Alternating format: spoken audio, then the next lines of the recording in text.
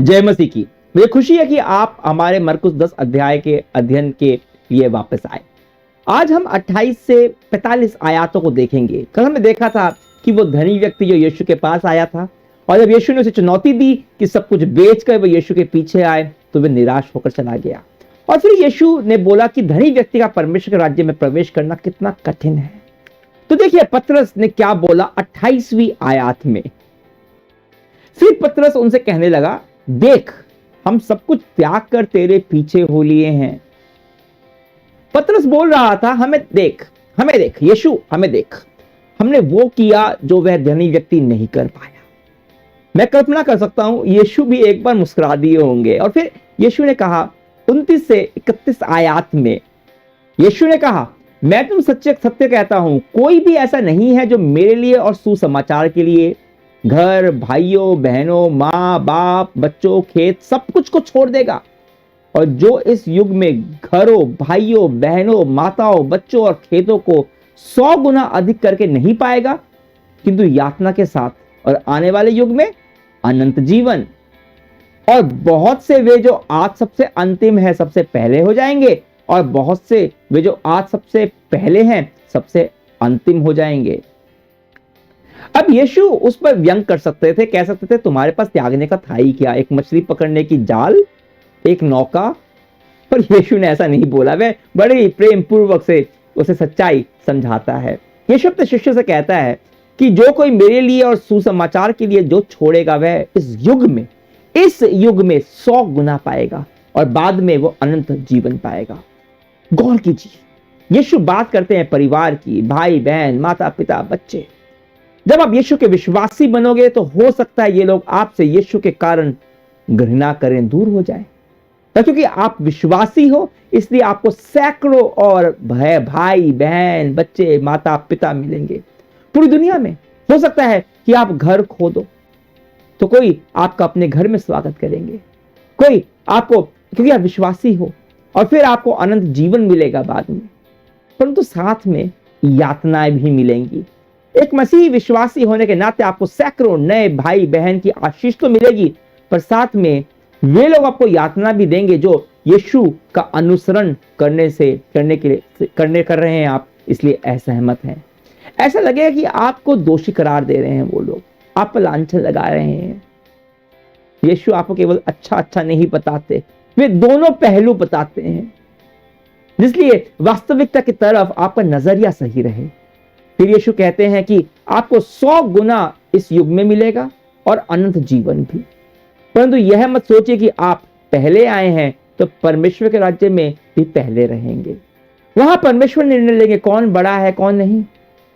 जो अभी सबसे दीन बनकर सबकी सेवा कर रहा है, जिसे कोई नहीं जानता, वह महान करार दिया जाएगा। और अभी जिसे सभी महान विश्वासी कहते हैं वह हो सकता है पीछे हो जाए। तो इस दुनिया में जो कुछ भी है उस पर भरोसा मत रखो। परमेश्वर राज्य का हिसाब किताब इस दुनिया से बिल्कुल अलग है। अगर आगे जो होने वाला है उस संदर्भ में यीशु की यह शिक्षा कि आज सबसे अंतिम है सबसे पहले हो जाएगा, और जो बहुत से वो हैं जो आज सबसे पहले हैं अंतिम हो जाएंगे, यह शिक्षा उस संदर्भ में जरूरी है जो आगे होने वाला है। हम देखेंगे आने वाले दिनों में। फिर क्या हुआ सुनिए, मरकुस 10 32 से 34 आयत में। फिर यरूशलेम जाते हुए जब वे मार्ग में थे तो यीशु उनसे आगे चल रहा था। वे अचंभित थे और जो उनके पीछे चल रहे थे वे भी डरे हुए थे। फिर यीशु बाहरों शिष्यों को अलग ले गया और उन्हें बताने लगा कि उसके साथ क्या होने वाला है। सुनो, हम यरूशलेम जा रहे हैं, मनुष्य के पुत्र को धोखे से पकड़वाकर प्रमुख याजकों और धर्मशास्त्रियों को सौंप दिया जाएगा और वे उसे मृत्यु दंड देकर गैर यहूदियों को सौंप देंगे, जो उसकी हंसी उड़ाएंगे और उस पर थूकेंगे। वे उसे कोड़े लगाएंगे और फिर मार डालेंगे और फिर तीसरे दिन वह जी उठेगा। अब यहाँ 32 आयत में लिखा है कि यीशु आगे चल रहे थे और पीछे शिष्य। वे लोग अचंभित और डरे हुए थे। वे जानते थे कि यरूशलेम सांस्कृतिक, धार्मिक और राजनीतिक सत्ता का केंद्र है और सत्ताधारी लोग यीशु से चिढ़ते थे, घृणा करते थे। तो वे लोग अचंभित थे कि वे लोग वहां जा रहे हैं और यह सोचकर डर रहे थे कि न जाने वहां पे क्या होने वाला है। पर यीशु ने बता देते हैं कि वहां क्या होने वाला है। उनके लिए कोई सरप्राइज नहीं था।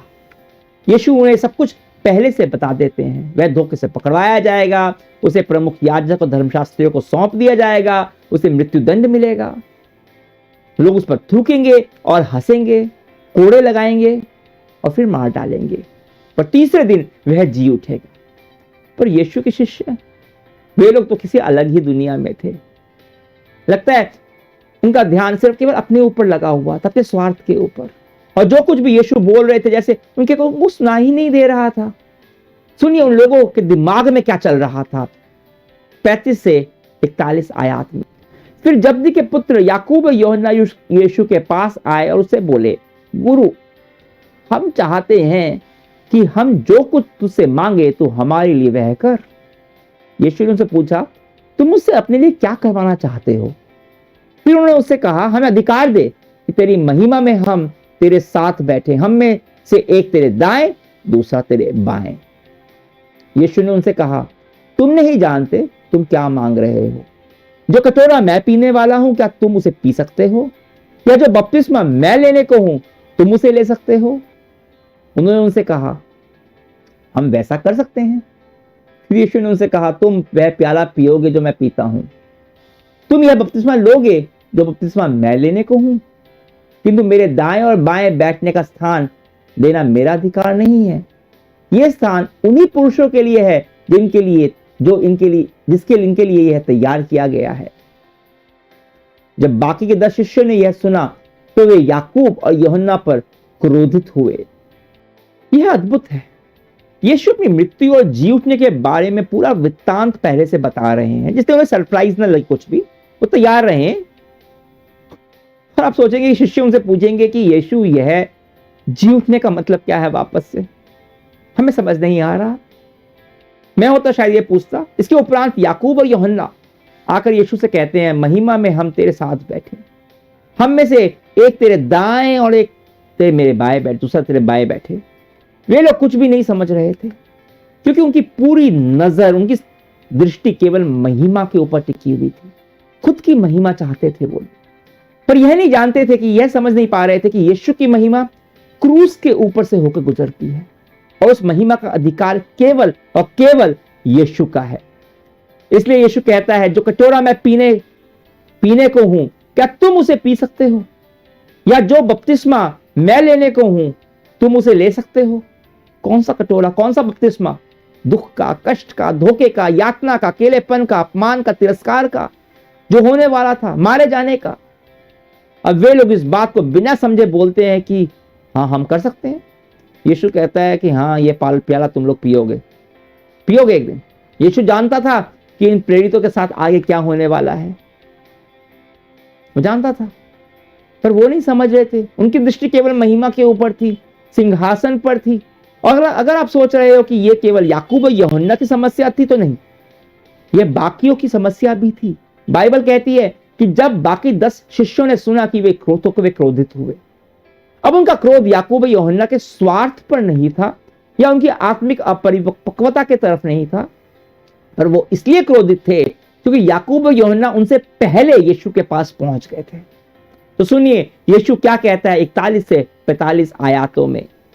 फिर यीशु ने उन्हें अपने पास बुलाया और उनसे कहा, तुम जानते हो कि जो गैर यहूदियों के शासक माने जाते हैं, उनका और उनके महत्वपूर्ण नेताओं का उन पर प्रभुत्व है, पर तुम्हारे साथ ऐसा नहीं है।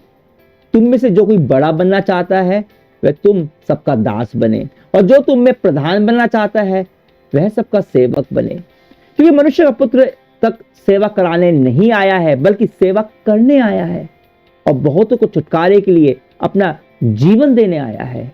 यीशु उनके इस गलत नजरिए का, उनके स्वार्थ से बड़ी महत्वाकांक्षा को फिर से सिखाने के मौके के रूप में लेता है। आप देख रहे होंगे पिछले 2 अध्याय में यीशु बार बार मारे जाने के बारे में और वापस जी उठने के बारे में बोल रहे हैं, और बार बार यह सिखा रहे हैं कि अगर आपको बड़ा बनना है तो आपको सबका सेवक बनना पड़ेगा। 31 आयत में वे कह चुके हैं कि परमेश्वर के राज्य में अंतिम पहले हो जाएगा और पहला अंतिम। और यहां यीशु कहते हैं कि जो लोग अन्य जाति के हैं, जो इस संसार के हैं, वे लोग अपनी प्रजा पर प्रभुता करते हैं, उन पर अपनी ताकत और पदवी जाहिर करते हैं। पर विश्वासियों के साथ परमेश्वर राज्य में ऐसा बिल्कुल भी नहीं है। इसका ठीक उल्टा है। यीशु के विश्वासी अपने पद और पदवी के चलते स्वामी होने का, बड़ा होने का दावा नहीं करते, पर परमेश्वर के राज्य में महानता का अर्थ है सेवा करना। और यीशु अपना उदाहरण देते हैं। मनुष्य का पुत्र यानी यीशु सेवा कराने नहीं आया, सेवा करने के लिए आया। जिसे सेवा कराने का पूरा अधिकार है, जो स्वामी है, प्रभु है, राजाओं का राजा है, सृष्टिकर्ता परमेश्वर है, वह सेवा करने नहीं, सेवा करने आया, सेवा करवाने नहीं। और यह शायद पूरे मरकुस के सैद्धांतिक आयात, यह विषय है इस सुसमाचार की किताब का। यीशु का क्रूस पर जाना सबसे बड़ी सेवा थी मानवता की। तो अगर आज के इस एपिसोड का सारांश दे तो यीशु यह सिखा रहे हैं कि हम जो भी सेवा के लिए, सुसमाचार की सेवा के लिए यहां खोएंगे, वह काफी अधिक मात्रा में लौटा दिया जाएगा, पर साथ में उसमें यातना भी सम्मिलित होंगी। पर जरूरी है अनंत जीवन परमेश्वर के राज्य में, जहां हमारे पद का, पदवी का, योग्यता का मोल नहीं है, पर हमारी सेवा बहुमूल्य है। इस धरती पर यीशु के विश्वास का उद्देश्य राज करना नहीं है, प्रभुता करना नहीं है, पर सेवा करना है। चाहे फिर उस सेवा के लिए प्राण ही क्यों ना देना पड़े, जैसे हमारे प्रभु ने दिए। आइए यीशु से बात करें। यीशु मसीह, तू कहां चाहता है कि मैं अपनी सेवा दूं? तू किसकी चाहता है कि मैं सेवा करूं? मुझे क्षमा कर उन समय के लिए जब मेरा स्वार्थ, मेरा अहंकार, मेरी महत्वाकांक्षाएं मेरे ऊपर हावी हो जाती हैं। ऐसे समय में मेरा मार्गदर्शन कर। पवित्र आत्मा मुझे चेतावनी दे और मदद कर कि मैं अपना दृष्टिकोण, अपना नजरिया सही रख सकूं। प्रभु परमेश्वर, तूने मुझे इस धरती पर मेरे स्वार्थ के लिए नहीं रखा हुआ, पर इसलिए रखा है कि मैं वैसा हो सेवा करूं जैसे कि सेवा तू करने आया था। मुझे दिखा आज मैं क्या कर सकता हूं। यीशु तेरे नाम से प्रार्थना करता हूं, आमीन। कल हम फिर मिलेंगे मरकुस 10 के आखिरी आयातों के साथ। तब तक के लिए आज्ञा दीजिए। परमेश्वर की महिमा हो।